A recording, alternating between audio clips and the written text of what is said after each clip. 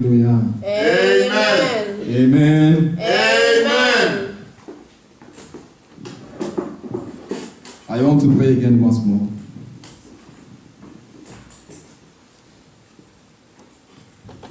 Father God, we give you praise. We glorify your name because you are our Lord, you are our Father, you are the only person we believe. You are the only person who gives us the salvation. Thank you for the peace, for the joy. Thank you for this divine moment, divine day, oh Lord. You give us this opportunity and the privilege to come in front of you today to preach the word of God.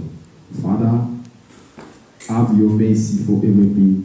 I ask your Holy Spirit be dwell in this place.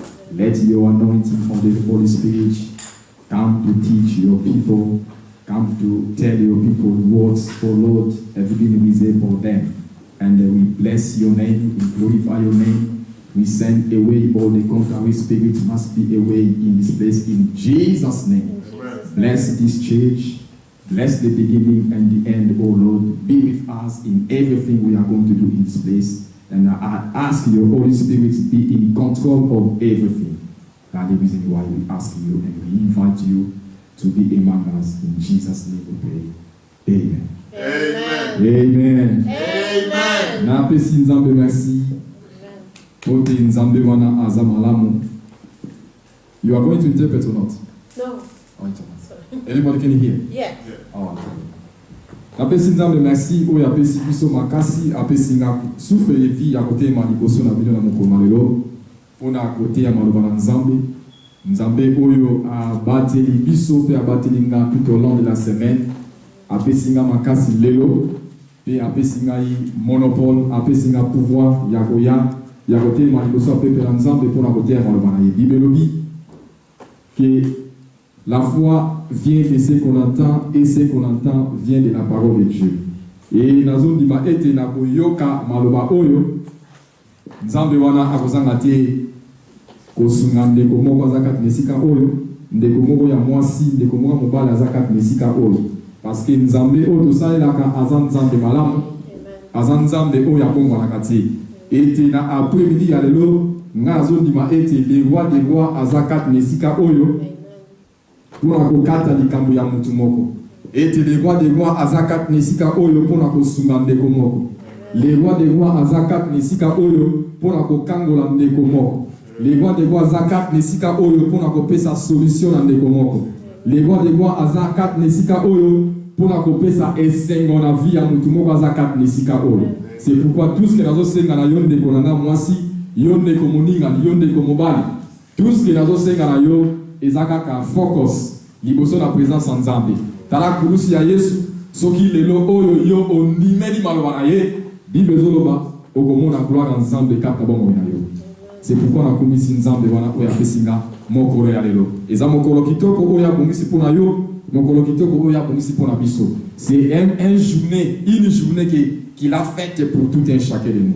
C'est pourquoi na remercier Mohumu na nzambe oyo apesinga confiance lelo ya kote malibosa pepe na nzambe encore une fois de plus na remercier bisikaza nzambe na nga nzambe na biso azanga te kozala nzambe na ye azanga te kobakisela ye ya mingi kobakisela ye encore davantage au centriple oyo ya zangi. Merci pour na mohumu na nzambe na privilège na confiance oyo pesinga ya kote ya pepe na nzambe. Merci aussi pour na bino oyo kozaka nisika ona mpuma lelo bondimi kozala kap nisika oyo mingi bake bisika na ndenge mais yo nanga tondimi kozala kap nisika oyo et nazo garantir yo que vous allez jamais décider ou recevoir quelque chose na part ensemble. Amen. Amen. Amen. Nazotanga na mukanda na évangile de Saint Jean, Book of John. Nazobanda na chapitre 2, John chapter 2 from verse 1 to 11. Jean chapitre 2, verset 1er tina 11e verset. Nazo sa la lecture. Bible Lobiboye. 3 jours après, il y eut des noces à Cana en Galilée. La mère de Jésus était là Et Jésus fit aussi inviter aux noces avec ses disciples. Les vins ayant manqué, la mère de Jésus lui dit, ils n'ont plus de vin. Jésus lui répondit, femme, qu'y a-t-il entre moi et toi? Mon heure n'est pas encore venue. Sa mère dit au serviteur, faites ce qu'il vous dira. Or, il y avait là 6 vases de pierre destinés aux purifications des Juifs et contenant chacun 2 ou 3 mesures.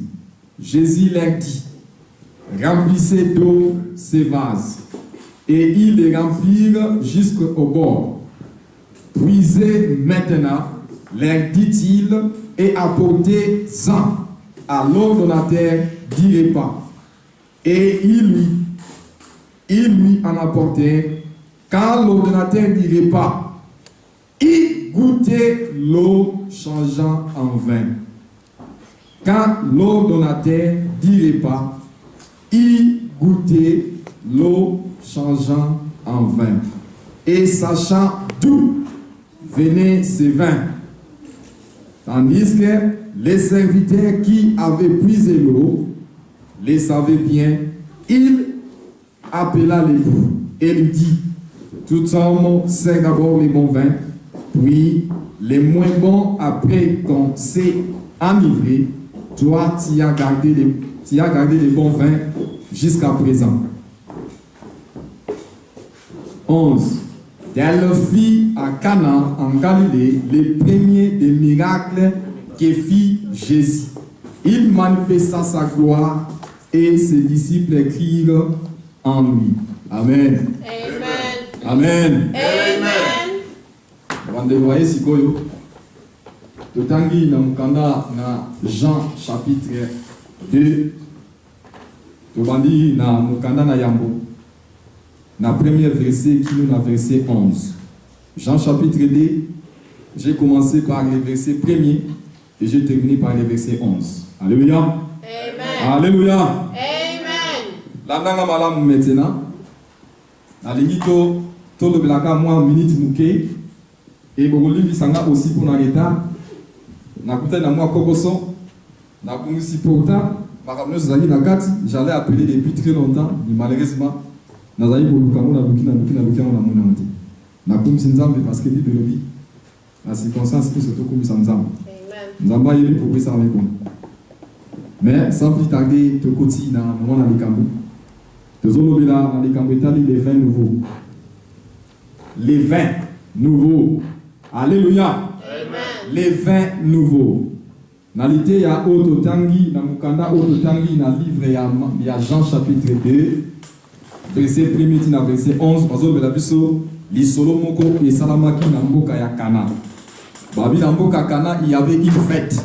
Fête ezalaki na Cana, nos ezalaki na Cana. Na nos wana ba invitaki maman na Yesu. Maman na Yesu azalaki invité na fête wana. Jésus aussi avec ses disciples azalaki invité. Donc on a invité la mère de Jésus, on a invité aussi Jésus avec ses disciples. Alors quand ba komi na fête, to ebi na fête ezalaka bisika esengo. Bibelobi to sepela na ba obazo sepela. Donc to se réjouit na ba obazo sepela. To zana esengo na ba obazo esengo. Alors tant to ke na fête, fête ezalaka bisika ya mawate, fête ezalaka bisika ya kolelate, mais ezalaka bisika ya esengo. Bisika pa baliaka bazo mela pe bazo bina. Donc tozo sepela, tozo na kati ya réjouissance, tozo na kati ya joie moko boyi. Na fête en tokenda. Motunyo so pa ke na fête, ba bengisaka biso tokendaka to sepela rapenda na fête. Ezara bisika moko ya esengo, bisika moko oyo même mutu azana kimia te, même mutu azalaki na ba état moko ya tristesse, mais tant oye na bisika ya fête, bisika ya festin, bisika ya feast, eza bisika oyo fo za esengo.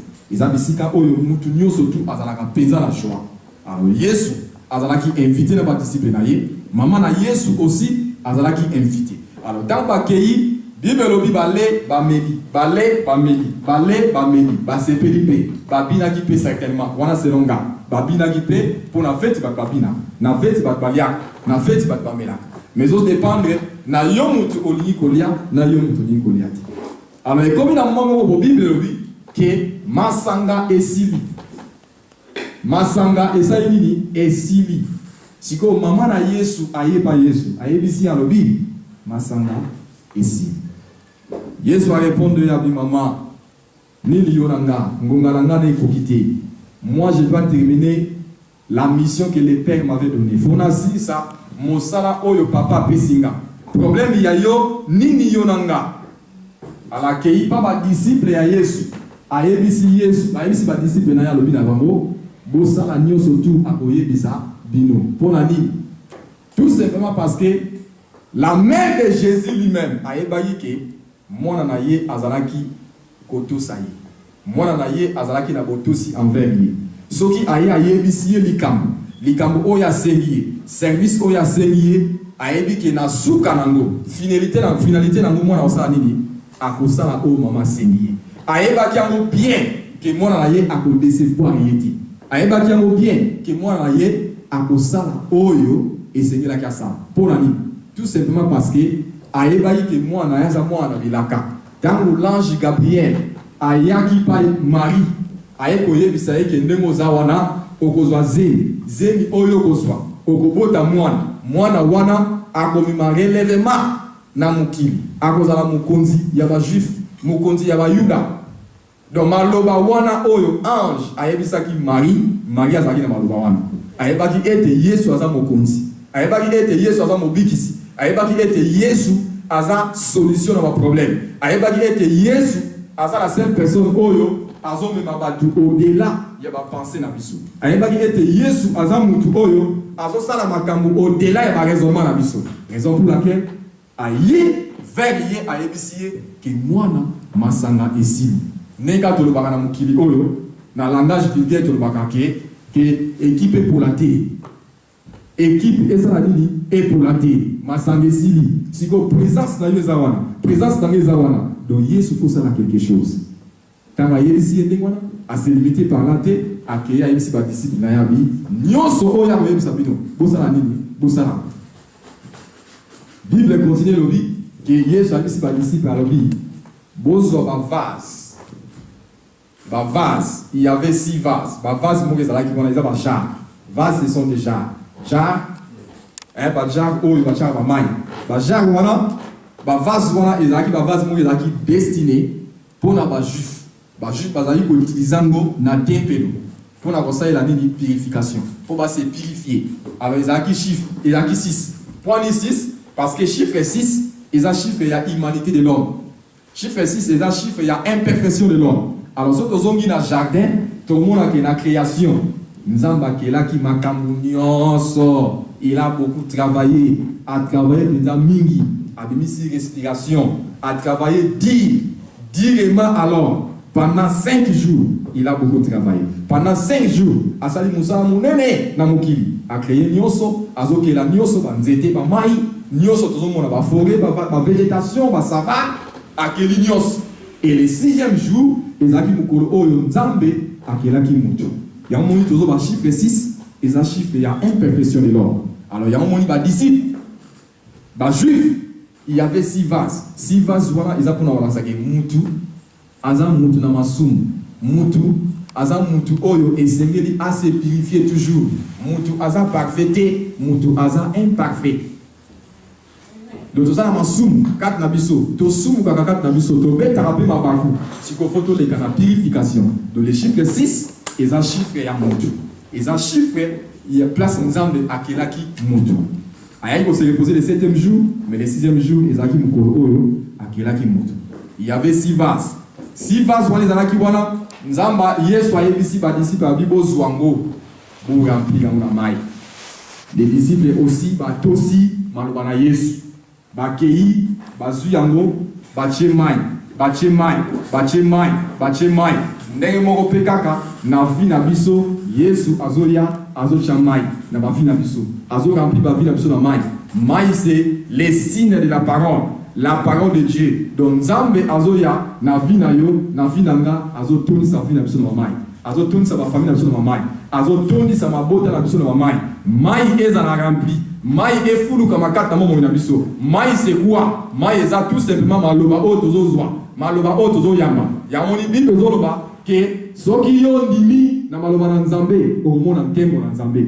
La même chose par disciple, bazali ko remplir mai wana ezokota na bavase, ezokota na bavase. C'est la même manière. Lelo Yesu aye abandi kozwa mai, abandi ko verser mai na vie ya mutu moko na moko. Abandi ko verser mai na libota na mutu moko na moko. Mai ekota, mai etonda, mai efulukama. Pote yo ozala rempli. Ozala rempli na connaissance de maloba na Nzambe. C'est pourquoi la vie chrétienne, sans la connaissance de la parole de Dieu, au Golongate, et c'est qu'il est dans la Libanza. Le Libanzambe, oh, et Biki Sakape, oh, et Kangola. Le Libanzambe, oh, et Lomola Mutaboum. Le Libanzambe, oh, et Salaka et Batba Sala. Le Libanzambe, oh, et Salaka et Batba Biki Sama. C'est pourquoi Yesu a émis Bango à l'obi, remplissez ces vases d'eau. Bakei, Bazu, Maï, Baché, Maï et Toni. Tant Maï et Toni, allez, Bazu, Yango, Baï, Nango, Liboso, na Yesu. Yesu a émis Bango à l'obi, Bozo, Vase, Oyo. Boke, Nango, pas Moutu, Oyo, Aza, responsable, ya, fête. Alléluia. Amen. Alléluia. Amen. Bozo, Vase, Oyo. Boke, Nango, na ordonnateur, ya, fête. La personne Oyo Aza destinée pour l'organisation en fait. Les disciples aussi, ils ont obéi. Aussi, Bazupe Bavazouana Bakenango, Bamoutuko Aza qui est responsable en fait. Quand Bazouyango, c'était encore de l'eau. Et comment il vit nous? Quand Bamenyango, Bayenango pas onaté ya fête. Ils ont encore maille. Ils ont dans nos vies. Mais tant que l'ordonnateur de la fête, Bible l'habitant Bazouyango. À Goutango, c'est par là que Maï et le moi qui n'a Maï et comme il fait. Alléluia. Amen. Alléluia. Amen. C'est de la même manière, Jésus a changé 4 navi na yo quelque chose. Et là, comme on voit les autres 4 navi na yo, a c'est le passika. Et le passika, on a besoin de 4 na yo, et là, on a des yago na 4 na yo. Et là, on a des sika, on a 4 na yo, et là, on a des porte et les 4 na yo. Les 20 nouveaux. Tout simplement, ils ont dit Jésus, Jésus au centre de ta vie. Jésus au centre de ma vie. Bible dit lorsque les responsables de la fête Amélie, Maï et Bongwani et Komivine. Donc, Moutou Oyo Aza capable de Mokila Nzambe Oyo. Il y a changé Maï na vie nous c'est Jésus. Moutou Oyo Azwa Kamutabo Umbu, a commissaire Mutabo Zueza Jésus. C'est lui qui change la malédiction en bénédiction, c'est Jésus. Oya changera impossible et impossible, c'est Jésus. Oyo amimakamu au-delà, il va penser à biso, c'est Jésus. C'est pourquoi dans notre vie, na vie na biso, tu as posa Jésus. Na vie na biso mobiba, tu as posa ya Jésus. Jésus a sa solution au problème ya. Jésus a sa solution au problème. Balobi mai et bon wanevine. Qui peut faire ça dans ce monde? Il n'y a aucune personne. C'est lui qui a changé l'eau en vin. Bible continue pour la voloba. Quand on meli bayoki goût, il y a vin. Allez babani koloba na bango na bango. Que biso na photo mela. Batu bazam très important. Ba melanan. Et puis ceux qui bango balangwe. Après batu msubu ba mela. Donc il va tout simplement passer là qui n'a joie. C'est de la même manière,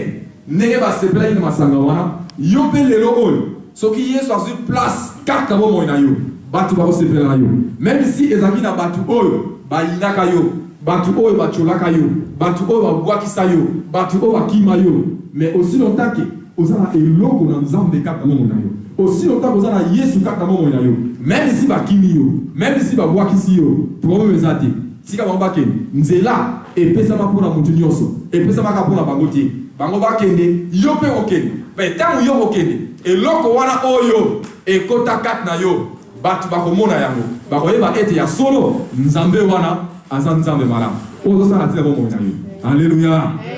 Alléluia. Amen. Il a changé l'eau en vin, a transformé mai water et comme wine. Ils ont la montunyoso, mon frère. Ils ont la montunyoso, ma sœur. C'est Jésus qui peut faire ces choses. Yes, voilà même na témoigner à mon malheur. Yes, voilà tu vas la poser à la journée à l'élo. Tu vas la poser à combo et ébélité. Bah il s'appelle combo ya individuellement quelqu'un té. Mais dans ta vie, tu vas la poser à ce combo là Yesu. Parce que Bible dit, les noms de Jésus, comme la Yesu, eza koleka ba kombo nyonso. Voilà pourquoi mutu nyonso ayaka liboso na ye akumbami. Pour na kumbama parce que le nom de Jésus eza kombo solution. Kombo la Yesu eza kombo victoire. Kombo la Yesu eza kombo elongo. C'est pourquoi ndenge kaka Yesu a changé qui mai na vie na yo aussi. Yesu a changé quelque chose. Et là, au moment où il y a 4 bima, il y a sika ezokota. Et là, au moment où il y a mbindo, et quand il y a 4 il y a sika ezokota, il y a ezobima, il y a sika ezokota. Donc Yesu a dit le malade, ou ekotaki. Tant que c'est une maladie incurable, tant que c'est une maladie diabolique, tant que c'est une maladie mogoboy, ou ezoranger vie na yo, ou ezodegager vie na yo. Yesu a yé pour la kolongolango, acha eloko sika.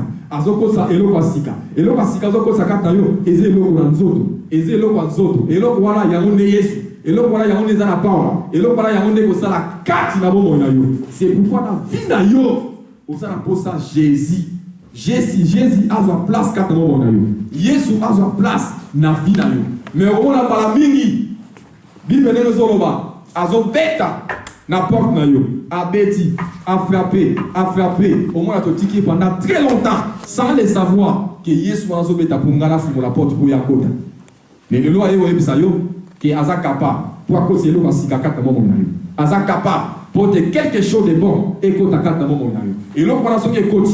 20 nouveaux ce qui est côté, kata mo monayo. Makamuno sur la vie n'a eu ça échangé. Makamuno sur la vie n'a eu ça et bombani. Alléluia. Alléluia. Yamoni Bible zoba, soki mutu akomi kati na Kristu, makamu nyonso tu ya kalesa nini elongwe. Ya sikesa nini ebandi. Mais o ya sikezo banda, eza nzoto te mte chanjaka. Mais c'est l'esprit de l'homme mte chanjaka. Molimo ya mutu ne mte bongwana. Molimo na mutu ne mte chanjaka. Yango ne mte komba la nouvelle créature. Donc bisope na bon na biso, tu wana posa Yesu. Tu wana posa Yesu à sa place. Tu wana posa Yesu a bongo la makamu na biso. Tout ça pour ça, na vie na biso, tout le monde a makamba sika ebana. Tout le monde est péming na makamba, tout le monde est péming na makamba oyo. Tout le monde est eboti bambumate. Mais il faut Yesu akotakata mo na biso. C'est lui le vin nouveau. Ce qui a changé qui m'a na vie nous, aza capable de changer aussi quelque chose dans ta famille. Ce qui a changé qui m'a na vie nous, aza aussi capable de changer quelque chose na business na yo, quelque chose na ba affaire na yo, quelque chose na libota na yo, quelque chose na vie aba na yo. Yesu wana aza capable. Alléluia. Amen. Alléluia. Amen. Soki mobali akimaka yo, soki mwasi akimaka yo, prome yate. Ata soki akimaka yo, ata soki abwakisaka yo, likambo te, tika ya bwakisa yo. Mais eloko ekota kati na bomoi na yo, bake na moti. Amen. Bake na moti. Et l'autre o ekota kat na yo, puissance o ekota kat na yo. Tant batila ki yo maboko, tant yo yamba ki Yesu kat na mo na yo. La chose qui est entrée en toi, et l'autre wana o ekota kat na yo, bake na moté. Mais soka ya ki vers toi, soka la ki mwasi, soka la ki mobile, soka la ki vers toi, aya ki passe ka mona ki eloko. Eloko a mona ki wana, même si ake, si kana ibsa mutu moko, ake ne eloko wana ti. Mais eloko wana eza toujours. Même si ake, même si abwaksio, même si ba kimio, mais ba kene loko wana ti. Et loko wana, mutu mso akomona ngo. Tant mutu akomona ngo, akolanda ngo. Akolanda yo par rapport à loko yo zango. C'est pourquoi faut za la fier tant ozana Yesu. Parce que Yesu aza nyonso pour na biso. Yesu aza solution pour na biso. Yesu aza libiki pour na biso. Tant ozana kombo na Yesu na bombo na yo, okozala jamais inaperçu. Okozala jamais inaperçu. Au retard dans la victoire, au retard dans les longas, parce que nous avons accepté une personne. Oyo azama kasi koleka kata moki. Ibelobi, bameli 20, ba sepeli. Nzokande, tant bazomela, bazaromela 20. Il boivait, il buvait la personne de Jésus. De bazaromela, Yesu kata mo na bango. C'est pourquoi bateau bazona nanga tam sur la télé. Mutu ko azona nanga tam sur online. Tam sur mutu azona nanga na YouTube. Tika na ibisa mutu moko. Que na vie na yo ozana posa Yesu. Ozaka na posa te oye l'église. Ozo devrait ka neka ke lokola christianisme ou bien religion. Parce que vie chrétienne eza religion te. La vie chrétienne ezali makambu oyo faut Yesu akota au centre de ta vie. So ki Yesu wana il avait changé l'eau en vin. Aza capable de changer vie na yo. Na vie na yo makambu esike kota. C'est pourquoi il faut se décider dans ta vie. Au côté ça, Yesu kata momo inayo. Pour te changer, nyon sauter za kata momo inayo. Yasika ekota. Une nouveauté. Ekota kata momo inayo. Yo on va la revivre vie moko meilleur. On va la revivre vie moko ya une vie, une nouveauté de vie kata momo inayo. Au côté meilleur kakate. Mutu ozo kene kiyende. Mais na vie na yo, ozala posa Yesu. Na vie na yo, tu as besoin de Jésus. Et ce qui Yesu wana a changé qui mai na vie nous, aza capable ya changer aussi na vie na yo. Ya kolongola yo aussi bisika yo zalaki amema yo quelque part. Alongola nyoso tu ya mapeza ikata momo na yo a cause ya sika. C'est pourquoi yo ozo la nanga. Tam so la nanga la télé, tam so la nanga online. Tu as besoin de Jésus dans ta vie parce que Yesu, il est la solution à nos problèmes. Parce que Yesu avec Yé, on ne jamais inaperçu. Banzela oyo otango na elongo na Yé. Autant on échec té, mais autant on a réussite. Parce que Nzambe au biso de ça il a. Bible lobi, Nzambe wana a échoué té. Atika n'a jamais échoué. Mais ceux qui biso to échoué, et ça parce que tozon di ma penate. Incrédulité tant ces ennemis ezaka tabiso. C'est pourquoi nous devons croire. Nous devons croire.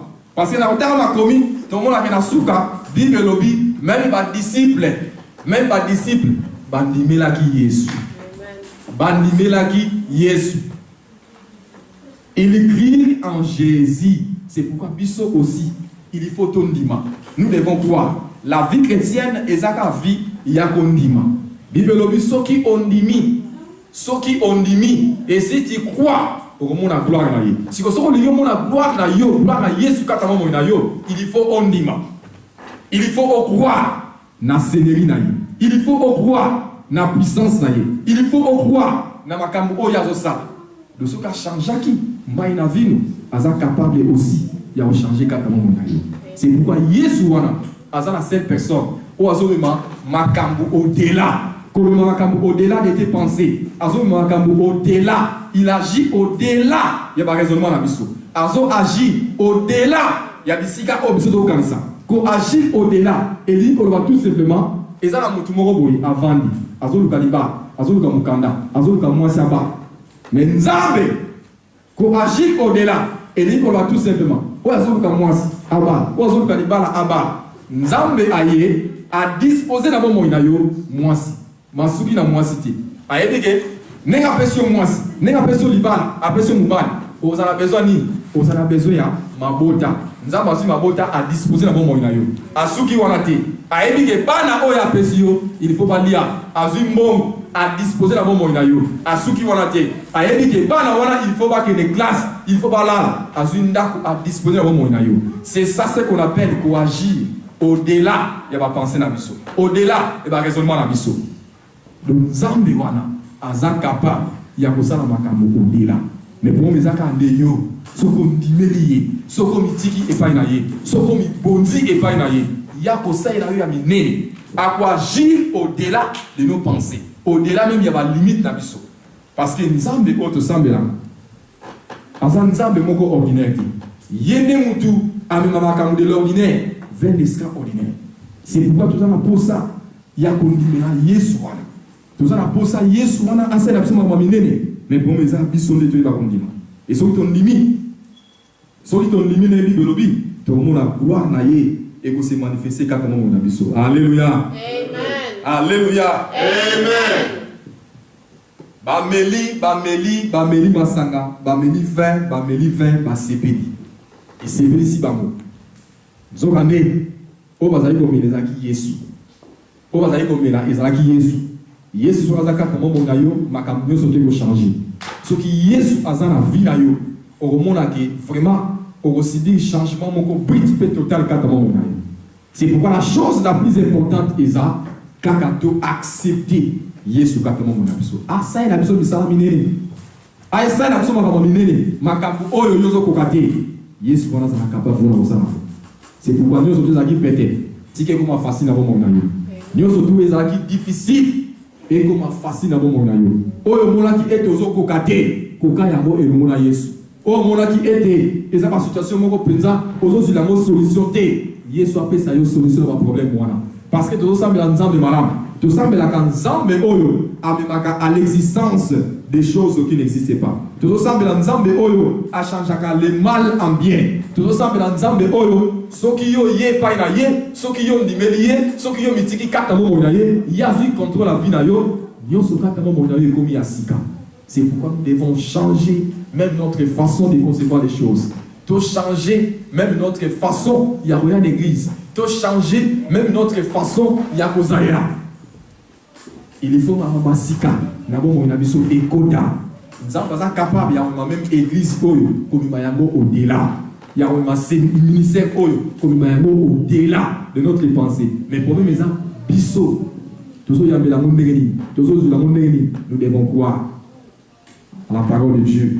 Nous devons croire à Jésus parce que c'est lui où il y a notre solution dans la parole de Dieu. Où il y a simi biso Esaïe. Même il bala na biso to na mabota, mabala na biso, libota na biso fait dans fondement ya Jésus.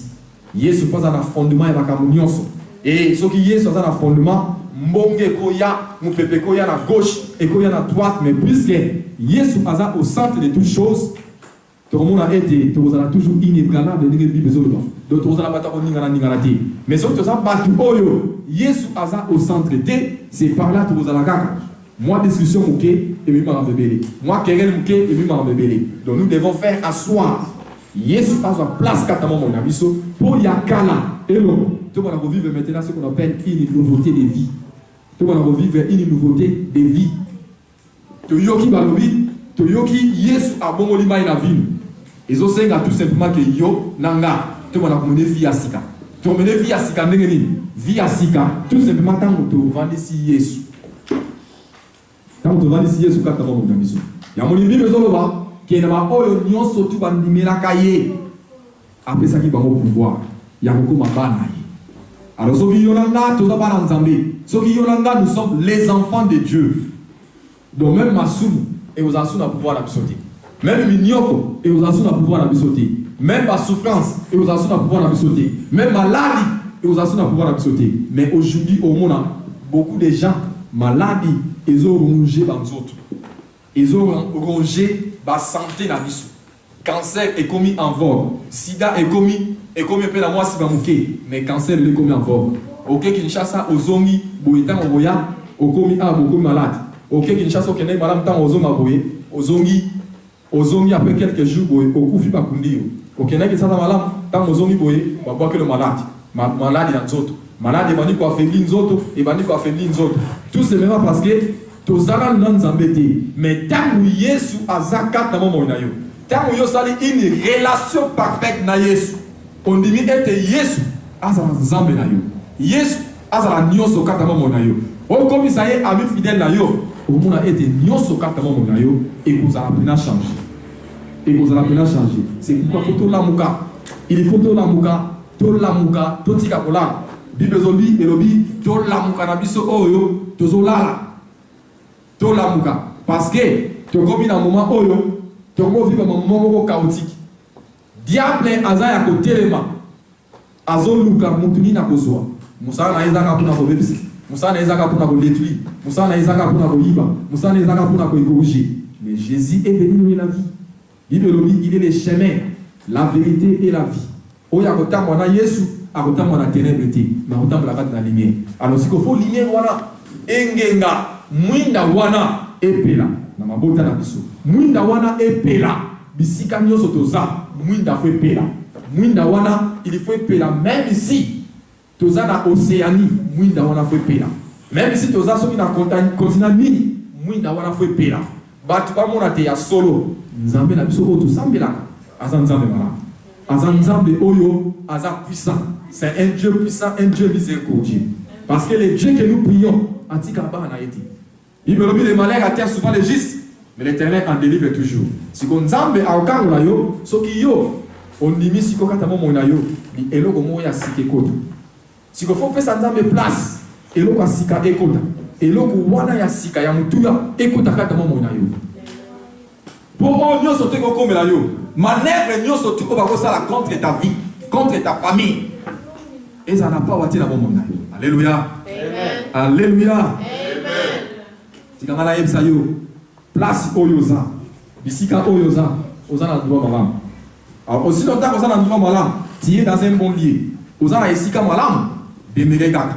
Parce que tant que tant qu'on continue à être dans Nzambe, la chose la plus importante, il faut monter demeurer. Demeurer, quand on a bozino, Oza na bisika malam, mais le cas Nzambe. Bisika nous surtout va la combo na Nzambe. Parce que confesser yes le corps à mon conduit pour mon bikisi. Il y a la présence de Dieu, il y a la présence des anges, il y a la présence du Saint-Esprit. Aux gens et si quand malade, mais pour mes gens, ils ont des démérites. Ceux qui ont démérité, nous n'avons pas démérité quatre naïs. Ceux qui ont mitiki, nous n'avons pas mitiki quatre naïs. Ceux qui ont associé la moment naïs, au moins nous avons pas dit comme ébélé. Mais là pourquoi? Parce que mingi et ça la maté pour la ligne, c'est tout parce que nous on ne donne pas cette place là pour nous ambasser à bisou. Tout le monde a place pour nous Nzambe à Mimonisa. Et c'est qu'il y a un abisso qui va pour nous Nzambe na mon abisso. Lukaye, Bible lobby c'est lui qui cherche et trouve. Lukanza, quand il s'aille quatre na mon naye, na mon nayo. Na famille na yo posa na posanza. Na ba frère na yo posa na posanza. Na libota na yo posa na posanza. Na nyonso ozo sala ti a besoin de Jésus. Parce que sans Jésus, ozalaka lokola ntaba. Lokola meme, adambulaka. Lokola pe mboa, lokola pe niaou, ozotambula mais ozala mutute ozo conduire yo. Mais il faut te ba kozana Yesu kata mo na biso. Yesu aye ba ko conduire biso, Yesu aye ba ko tambuza biso, Yesu aye ba ko mema nyonso kata mo na biso. Gloire et ozala favorable kata mo na biso. Et te recevoir ya mutu ya autre dans le posa lorsque Jésus a eu place kata mo na biso. Les vins nouveaux. Les vins nouveaux. Ce qui a changé, qui m'a la vie, nous, Aza capable de changer quelque chose dans la vie. Aza pas capable. Il y a beaucoup de ça. Et là, comme vous voyez, Sika, Katamo Monayo. Vous avez pour ça, au vivre Yassika. Tant que au vivre Mingi, n'a qui ancienneté. Mais vous avez pour ça maintenant, la nouveauté est contre la vie. La nouveauté est contre la foyer. La foyer, on va vivre une nouveauté. La foyer, on va vivre Makamba Sika. Na foyer na yo o bana vivre biloko asika na foyer na yo o mona clair tam susu ko bana po ya na mboka oyo o mona ka clair te ko bana po ya na mboka oyo marbe tamula ka te. Mais c'est tout ça parce que o tamula ka yo moko. Alors aussi on tamula ka yo moko o mona clair te na vie na yo. C'est pourquoi Yesu maintenant il s'est levé cet après-midi à yo yebisa yo que aza capable alingi amema yo na dimension mususu alingi alongola yo bisika oyo za akele na yo quelque part. Mais ta façon qu'il na yo quelque part. Azo kele na yo parce que aza capable ya kosala makambo au-delà. Le lenge moko pa linga sala makambo au-delà na kati ya etonga oyo. Le lenge moko pe azo mema etonga oyo au-delà de notre raisonnement. Azo mema pe etonga oyo au-delà de notre pensée. Mais pour ça maintenant biso to se disposer devant lui. Tous ala obéissant à malobanza. Tous à la présence responsable de l'Ibosso dans Nzambe. Tous à la batu oyo, tous on se purifier nous tes jours. Bible lobi, et ça la moisi moko boy, na Bible moisi wana anyoka maka mingi. Anyoka maka mingi dans la Bible. Na sisi na tia malobango am. Pendant 12 ans amonaka passe, anyoka maka, asufaka, so ba bete le kali solo. Oh, médecin moko bibi côté na makasi. Azimbonga tena poche akembanga ke pour akomi kuna bobu batu bietonga yo ki passe akanga leli passe mais azwa solution ti atambula na ba minganga d'une manière ou d'une autre mais atikala ko zwa solution ti atikala pe ko zwa guérison ti na vie na ye. Mais Bible lobi pendant tout ce temps azali ko ngona ba minganga fallait nzoto na ye ezonga et se rétablir mais nzoto na ye ezokende ko s'empirer ezokende ko s'empirer. Ils ont comme à détériorer. La Bible le dit, tant que babete la qui est solo na Yesu, babete la qui est solo na Yesu, yemoko kati na ya melodi abinga, soki na kei, soki na simbika ka elamba na ye, na kokangola. Alléluia. Amen. Alléluia. Amen. Alléluia. Amen. Et c'est que tous à la maman wana. Vie na ye mobimba toute sa vie. Pendant pendant 2 jours, pendant 4 ans, pendant 5 ans, mais la Bible a parlé, a bien dit pendant 12 ans. Donc, a souffert pendant 12 ans, Makile Tangaraga. Makile Tangaraga. Makile Tangaraga. Makile Tangaraga. Mais ces jours-là, à la personne qui a signifié là-bas la Bika, à qui a signifié là-bas Biki. Bomoyo, Nanga. Nous tous en avons moyen. Nous avons fait ça sur ma casse. Tous en avons moyen, tu vivre. Et c'est que nous avons fait ça. Tout le monde soit content quand on a besoin. Il y a une église, et tant que vous êtes absent. Même si vous êtes dans la télé, tant que vous êtes dans la online, ok, dans une église, mais vous êtes absent. Ok, dans l'église, au lieu de nous faire bien que nous besoin de la parole libère, mais tant que vous êtes absent. Vous en avez Yesu, cela veut dire, il faut accepter. Bible le Bible, on va mettre qui vit nous, on va mettre qui vient. Lorsque maï et bon maï na vin, tant que Méli yago, Bible le Bible disciple va limaki. Ils ont crié. Maintenant, il y a dans l'église. Au lieu qu'à plus de Balanza. Balanza peut être à 4 ans. Fallait bon la vie. Mais ça, quand un téléspectateur, tu viens à l'église, au vandi, aux téléspectateurs, mais Yesu est absent. Aussi longtemps que Yesu est absent, diable est à Rosaranayo. Si on a la pose, on a la déterminer, on s'est décidé, au côté de Yesu, quand on a Linga, Yakala et Bima, au côté de Yasika. Linga, Yesu a changé 4 moments. Nous sommes tous qui ont mauvais caractère. Nous sommes tous qui ont mauvaise attitude. Nous sommes tous qui ont attitude mensongère et longue. Maintenant, on vivre une nouveauté de vie. Tika Yesu a contrôle la vie. Tika Yesu a tam sa moment. Tika Yesu a tam sa libota. Tika Yesu a tam sa foyer. Tika Yesu a tam sa libala. Yesu a tam sa bana. Yesu a tam sa mobile. Yesu a tam sa moisi. Yesu a au centre de la vie. C'est par là. Il y a un monde en Kembo. Mais le lot, pourquoi nous souffrons? Nous souffrons parce qu'il y a l'absence de Jésus. Jésus n'est pas là. Tout ce qu'on dit là, mais Jésus n'est pas encore là. Nous vivons maintenant dans toute cette relation avec Jésus. Jésus est absent. Nous devons voir. Ceux qui sont nimi et ceux qui sont yami maloba oy. Et tout ça au cas de mon abisso. Ton nimi Jésus à sa place. Amasika. C'est pourquoi nous avons besoin que Jésus a côté à mon abisso. Tu vas pour ça Jésus a bon la vie nabisso. Tu vas pour ça Jésus a même masika na vie nabisso.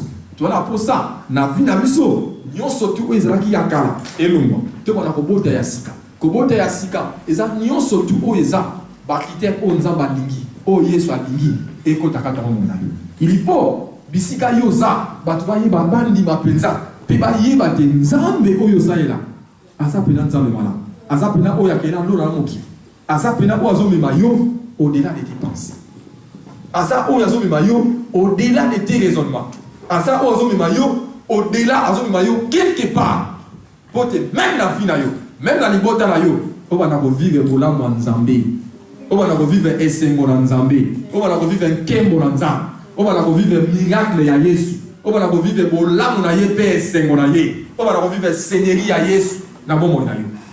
C'est pourquoi dans notre vie, nous avons besoin de Jésus. Dans notre vie, tu auras la personne à Jésus. C'est lui la solution à nos problèmes. Nous sommes malades. Raison pour laquelle nous cherchons le Seigneur. Tu obéis là. Tu obéis là, tu sais pas comment. Il y a un truc à Jésus. Pour Jésus, à côté de mon âme. Bible l'obéit dans un zéla. Si on dit là, la puissance d'ailleurs, tant il faut autant de Jésus. Il y a une solution. Alors, dans le problème, nous sommes tous dans le mot. Ton nimaka de mon abisso qui solution à bisso et où dans le monde à ST. Et où t'appelles la OST. Et où t'appelles la Nord ni la Sud. Mais solution à bisso et où t'appelles Jésus. Quatre lois spirituelles, l'amour de Dieu, le péché et notre solution vient de Dieu. Alors, nous avons besoin de toutes ces choses. Pour Makambasika et Kotakata mon abisso. Bima na makambakala mon frère, ma soeur. Bima na makambakala. Dans sous aux makamba famille ti le la tango. Sors. Kotsa makambasika. Tika Yesu a son contrôle. Yesu a son place na vie na yo. Au côté de na makambakala te. Nous allons poser na vie na yo. Au monde na nouveauté. Au monde na makambasika. Ezaka ndai moko na nak na yo. Otali bona garnero. Otali bobi oyo. Et l'amour n'a pas la moumi. Oh, pe la moumi na moumi. La ligne on soutient la ligne par nouveauté. Même chose dans ma manza. So on veut la gimmi na bisaï la kanda. Loma la kanda. So vous avez mutu o vous avez demeuré na escroquerie, le monde escroquerie. So vous avez mutu vous avez na koyina, le monde na koyina. So vous avez mutu oyo o kama na kofinga, le monde na kofinga. So vous avez mutu kama na mabe, le moi. Maintenant banda ko kosa na masika. Banda ko vivre maintenant une nouvelle vie. Banda ko vivre une nouvelle vie avec Jésus. Banda ko vivre une nouvelle vie avec Dieu. Yango lobi belobi avec Dieu nous ferons des espoirs. Si vous avez un espoir, lorsque nous n'avons pas Jésus, un espoir, tout ça, nous avons Jésus absent. Donc nous devons croire à la Seigneur de Jésus. Il faut nous dire que Jésus a côté de mon abisso. Abana abisso makambasika. Abana abisso nzela ya sika. Abana abisso une nouvelle saison. Abana abisso 6 ans ya sika. Abana 6 ans ya sika na Jésus.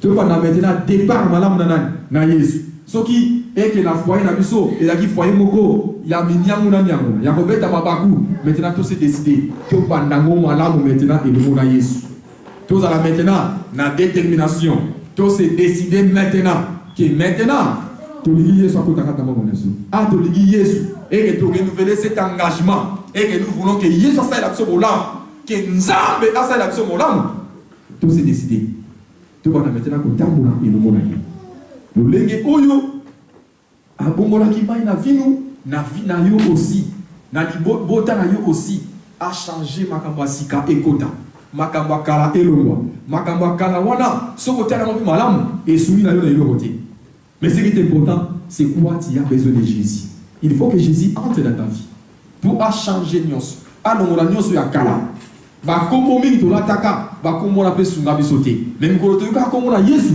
yango ne sunga yango ne kamola c'est pourquoi ba oyo bazako vivre ba kisi même si bazako kokayote mais na ko isa mutu moko ezala médecin et médecin ezala mutu moko yende aza oyo na Bible ba koma komo na yete me yo yebiye ngana yebiye yende aza molongi yende aza makasi pour na biso yende aza solution pour na biso soki to belelié c'est par là que on a que victoire est dans la canne biso alléluia amen alléluia amen donc to bela komo na Yesu nous avons la victoire. Tant que nous avons la Yesu, nous avons des solutions. Tant que nous avons la Yesu, banguna na biso bazo la terrasse. Tant que nous avons la Yesu, même la kambu est difficile, ils ont comme facile.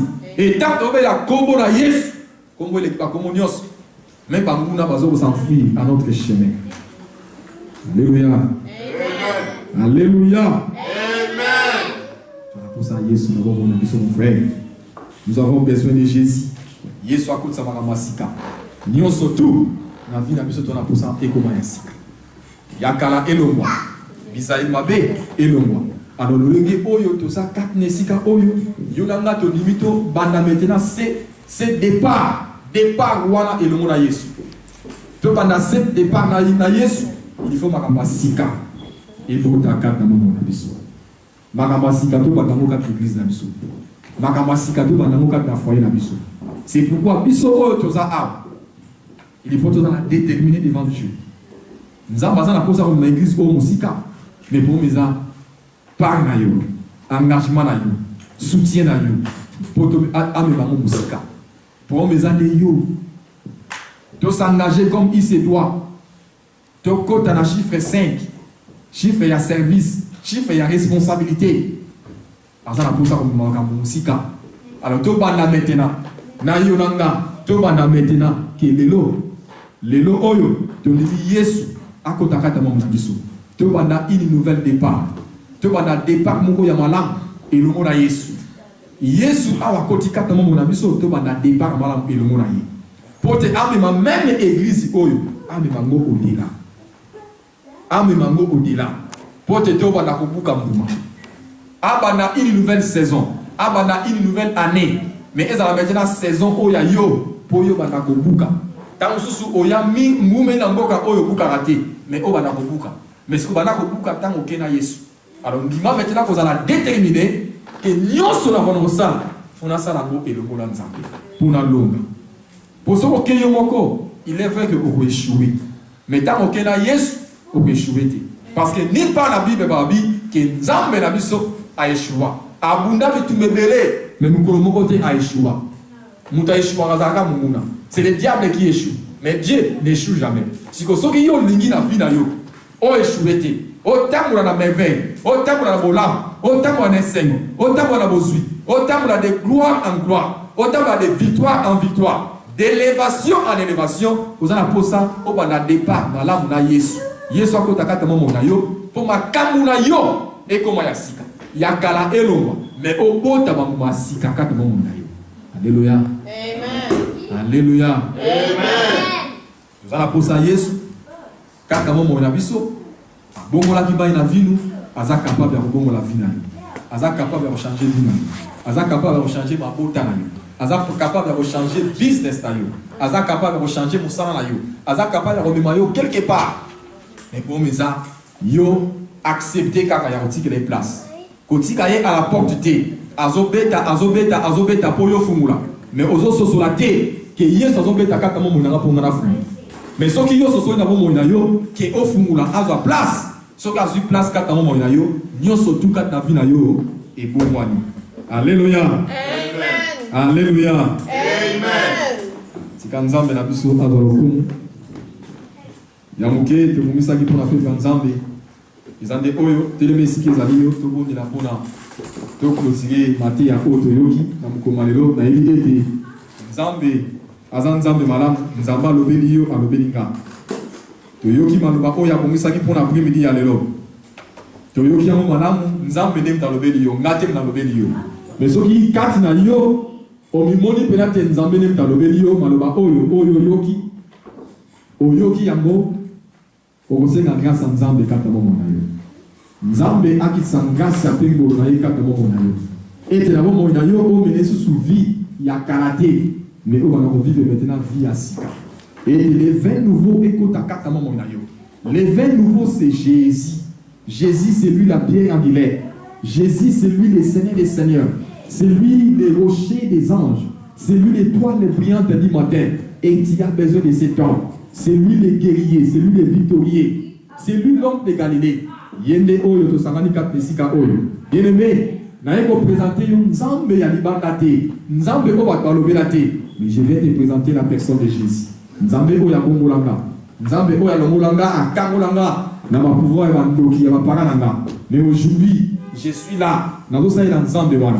Naza oyo naza parce que bat balobate, parce que mukili elobate, mais parce que Nzambe ndalo bakata momo nanga.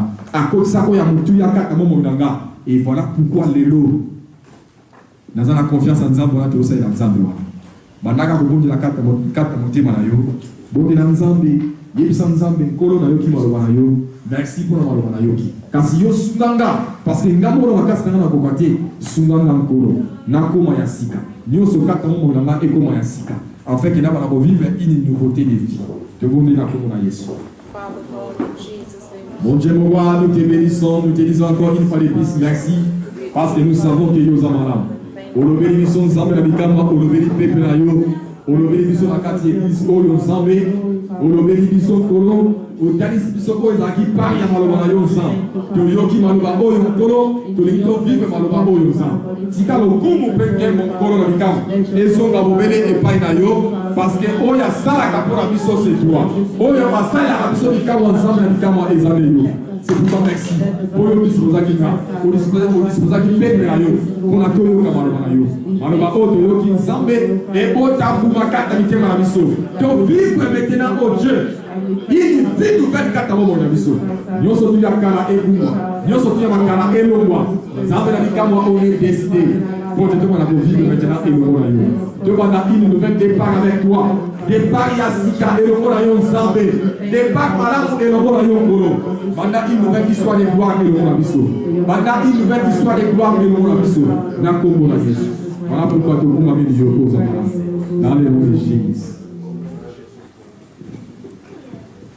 Seigneur, la béni cette présence na yo pour yo zamalam. C'est vrai yo lokalé biso ezaki par maloba na yo ngolo. Liloba oto yo ki Nzambe na bikama e gavé mitema na biso. Oyo tozala oposa nkona bikama yo ne kota kata mitema na biso. Changer vie na biso. Changer mabota na biso. Bongo na biso nkolo. Longola ya kala. Chaya sika kata momo na biso nkolo. Awa to yambi maloba oyo nkolo to lingi yo me mabiso quelque part. Mais mabiso quelque part nkona bikama. Parce que c'est toi qui agis au-delà de nos pensées. Et puisque tu agis au-delà de nos pensées, na ma vie n'abisso agit au-delà. Na etonga oyo agit au-delà. Dans la vie de cette église, agit au-delà. Mais ma biso quelque part, oh Dieu, afin que la restauration est dans l'église, et quand on dans ces ministères, et quand on à la personne qui dirige ces ministères, et que la restauration, et que la vie, oh mon Dieu, mon roi, et où me la paix est régnée. De vivre cette nouveauté de vie, et que les membres de cette église, nous voulons vivre une nouvelle nouveauté de vie.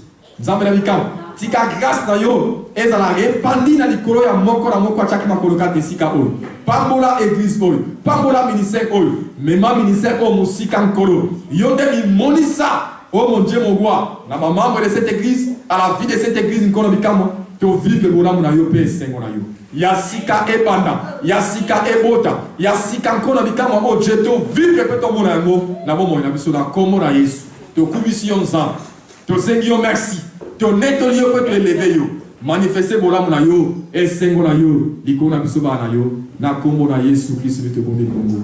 Merci Seigneur Jésus. Merci Seigneur Jésus. Amen.